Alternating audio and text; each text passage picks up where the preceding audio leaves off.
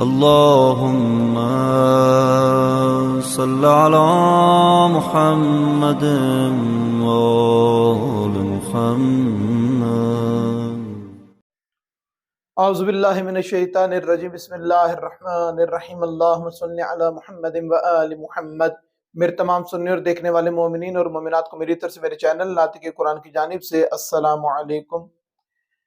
آج چند سوالات جو مراجع عظام سے زائرین نے کیے کہ والدین کی تربیت اور والدین کو نصیحتوں کے حوالے سے ان کا تذکرہ مومنین کے ساتھ کرنا چاہتا ہوں کہ وہ گفتگو جو زائرین نے آیت اللہ العظمیٰ علی حسینی سیستانی سے اور آیت اللہ حافظ بشیر نجفی صاحب سے جو کی اور انہوں نے جو جوابات دیے وہ آپ مومنین تک بھی گفتگو مکمل پہنچ جائے. چند سوال، بہت زیادہ سوالوں میں سے چند سوال جو آپ کے سامنے پیش کرتا ہوں کہ جب مراجع سے ملاقات ہوئی، ایک سوال کیا گیا والدین کی جانب سے کہ آپ یہ فرمائیں کہ ہمیں اپنی اولاد کی تربیت کب سے کرنا شروع کر دینی چاہیے. تو اس وقت آیت اللہ العظمیٰ علی حسینی سیستانی فرماتے ہیں کہ بہت جلد شروع کر دینی چاہیے. اور کتنی جلدی شروع کی جائے؟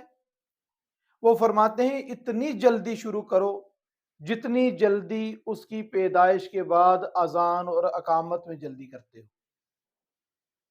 اب یہ دیکھا جائے کہ بچہ جب دنیا میں آتا ہے تو والدین اور عزیز و اقربا کتنی تاخیر کرتے ہیں اذان اور اقامت میں، کہ اور کوئی کام اذان اور اقامت اور بچے کی پیدائش کے درمیان نہیں آتا کہ پیدائش کے فوراً بعد جو کام کیا جاتا ہے اذان اور اقامت والا کیا جاتا ہے.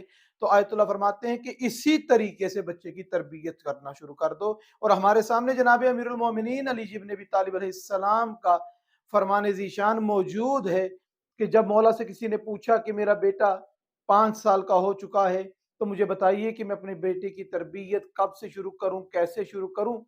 تو اس وقت جناب امیر فرماتے ہیں کہ اپنی اولاد کی تربیت کے لیے تمہیں 6 سال پہلے میرے پاس آنا چاہیے تھا.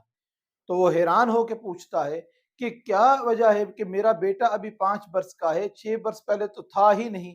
اس وقت جناب امیر فرماتے ہیں کہ اولاد کی تربیت کرنا اولاد کے دنیا میں آنے سے پہلے شروع ہو جاتا ہے.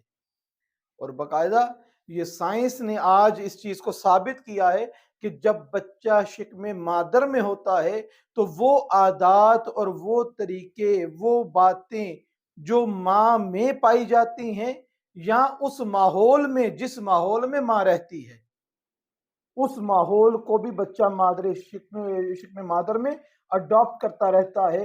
یہاں تک واقعات ملتے ہیں کہ حافظ قرآن بچہ جو بنا بہت چھوٹی سی عمر میں، تو پوچھا گیا والدین سے کہ کیسے تربیت کی اس کی. کہا کہ جب سے یہ شکم میں آیا تھا تب سے جس کی ماں بھی باواز بلند قرآن پڑھتی تھی اور میں اس کا باپ بھی باواز بلند قرآن کی تلاوت کرتا تھا، یہ شکم مادر میں وہ تلاوت سنتا رہتا تھا. اتنی تاثیر ہے ان عادات و اطوار کی جو بچے کے دنیا میں آنے سے پہلے ہم لوگ کرنا شروع کر دیتے ہیں. اتنی تربیت کی جائے، اتنی جلدی تربیت کی جائے، اس کے معاملات کی تربیت کی جائے، اس کے عادات و اطوار کی تربیت کی جائے. اب یہ تو آقا نے فرمایا اتنی جلدی کر دو، لیکن ہم نے دیکھا ہے کہ ایسے بچے بچیاں جو نماز سے غافل ہیں، بیٹیاں سروں پہ سکارف وغیرہ نہیں لیتی، وہ بڑی ہوگی تو کر لے گی، بڑا ہوگا تو کر لے گا. یہ جو ابھی نہیں کرتے وہ بڑے ہو کے بھی پھر نہیں کرتے. جن کی عادتیں ابھی نہیں پڑتی وہ بڑے ہو کے بھی پھر ان کے لیے مسائل ان عادتوں کو اپنانے میں درپیش رہتے ہیں. اپنے بچوں کے لیے جو تربیت کا انتظام کرنا ہے اپنے گھر کے ماحول سے شروع کرنا ہے، اپنی عادات سے شروع کرنا ہے. تو کسی نے جب پوچھا تربیت کیسے کی جائے کہ اولاد کس طریقے سے بہتر بن سکے، تو اس وقت آیت اللہ فرماتے ہیں کہ یاد رکھو سب سے پہلی بات کہ اولاد کے لیے پریشان نہ ہو زیادہ، اولاد ویسی ہی بنے گی جیسے تم ہو۔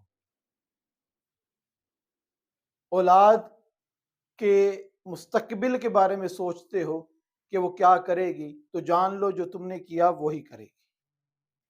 تو پھر انسان گھبراتا ہے کہ میں نے اپنی زندگی کیسے گزاری ہے۔ کیوں؟ کیونکہ بہت جو چور اور ڈاکو قسم کے افراد بھی ہوتے ہیں، ان میں سے بھی کوئی یہ نہیں چاہتا کہ میرا بیٹا چور اور ڈاکو بنے۔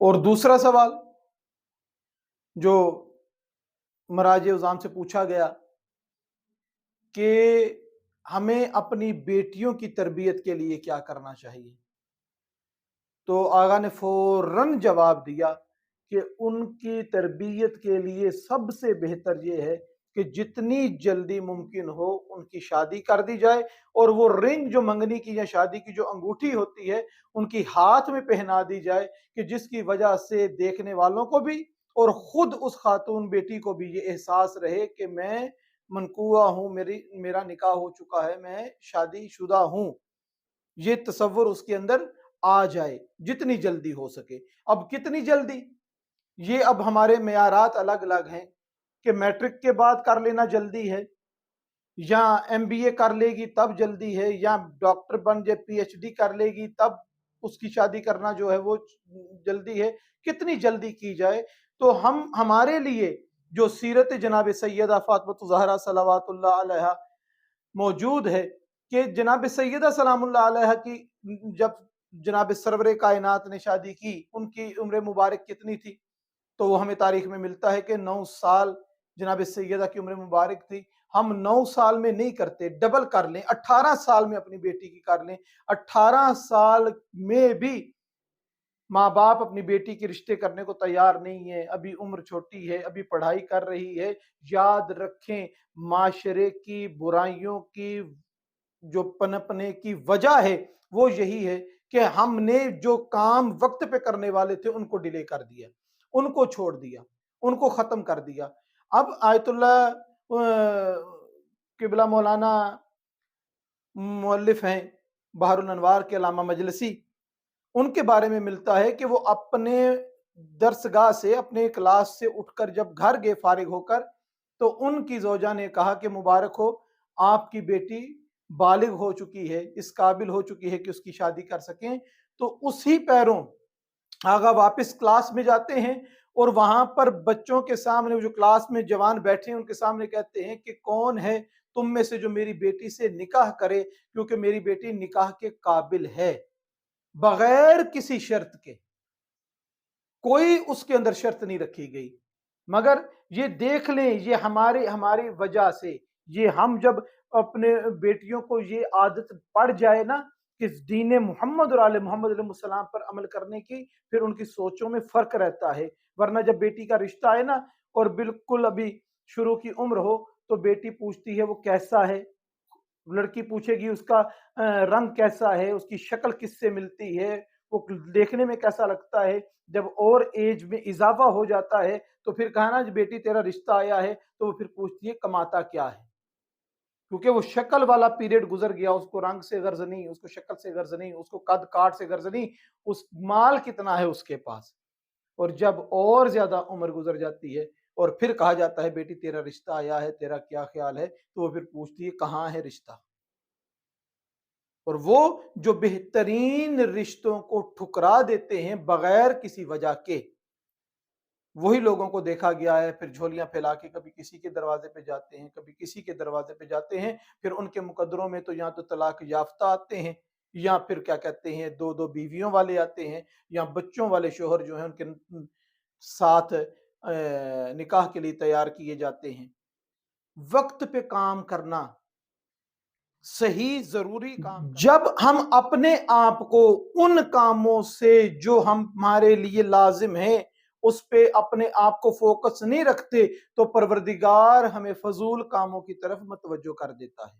کسی نے پوچھا کہ علامہ مجلسی روزانہ 1000 ورق 1000 صفحے کیسے لکھ لیا کرتے تھے؟ تو دوسرا شخص کہنے لگا کہ اس زمانے میں فیس بک نہیں ہوا کرتی۔ یہی وجہ ہے کہ ہم نے اپنی اولاد کی تربیت سے غفلت کی۔ اب اگر ایک بندہ سوچے کہ وہ اپنے موبائل کو کتنا ٹائم دیتا ہے اور اپنی اولاد کو کتنا ٹائم دیتا ہے، یہاں پر میں نہیں غرض، میری گفتگو یہ نہیں کہ مجھے سننے والے، مجھے دیکھنے والے موبائل کو کتنا ٹائم دے رہے ہیں اور کیا، آپ سب بہترین ہیں، میں ان کی بات کر رہا ہوں جنہوں نے اخبار میں یہ ایک تجزیہ لکھ دیا تھا کہ چائنا کی آبادی پاکستان کی آبادی سے 5 گنا زیادہ ہے۔ اب ہونا کیا چاہیے تھا؟ وہاں پر موبائل کا استعمال کتنا ہوتا؟ اصول اور قاعدے اور حساب کتاب کے مطابق تو 5 گنا زیادہ استعمال چائنا میں موبائل اور ٹیلی کمیونیکیشن کا ہونا چاہیے تھا، لیکن اس لکھنے والے نے، جس نے یہ تجزیہ کیا، اس نے اخبار میں یہ لکھا کہ پاکستان میں آبادی بے شک چائنا سے 5 گنا کم ہے، لیکن موبائل کا استعمال چائنا سے 5 گنا زیادہ ہے۔ ہمارا وہ بچہ کہ جس کو اپنا نام لکھنا نہیں آتا، اس کو پتا ہے کہ پلے سٹور کون سا ہوتا ہے، واٹس ایپ کیا ہوتا ہے، اس کو پتا ہے یوٹیوب کیا چیز ہے۔ یاد رکھیں، یہ آپ کے بچوں کے جو کلک کرنے ہیں، یہ ان کے رائٹ کلک کو رانگ کلک نہ بنا دیں۔ مراجع الزام سے سوال کیا گیا کہ مجھے کوئی کتاب دی جائے کہ میں اپنے اصلاح کر سکوں، اپنے نفس کی بہتری کر سکوں، اپنے آپ کی تربیت کر سکوں، تو اس وقت مراجع فرماتے ہیں کہ آپ کو اپنی اخلاق و عادات و اطوار کو بہتر کرنے کے لیے یہ ضروری نہیں کہ آپ کسی کتاب کا مطالعہ کریں، فقط ایک جملہ کافی ہے۔ کہا آقا وہ جملہ بتا دیجئے، کہا فقط یہ سوچ لو کہ خدا تمہیں دیکھ رہا ہے۔ اگر یہ سوچ لو گے، تمہاری عادات بھی ٹھیک ہو جائیں گی، تمہارے اطوار بھی ٹھیک ہو جائیں گے، تمہارے اخلاق بھی ٹھیک ہو جائیں گے۔ اپنی اولادوں کے اندر یہ منتقل چیز کریں۔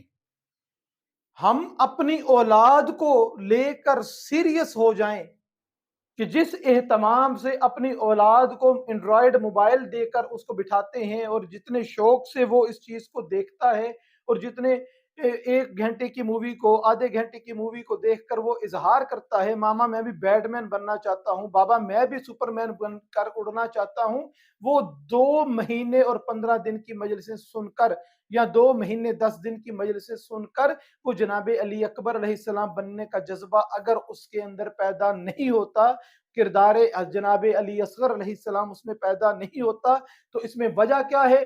وجہ صرف والدین کی توجہ ہے۔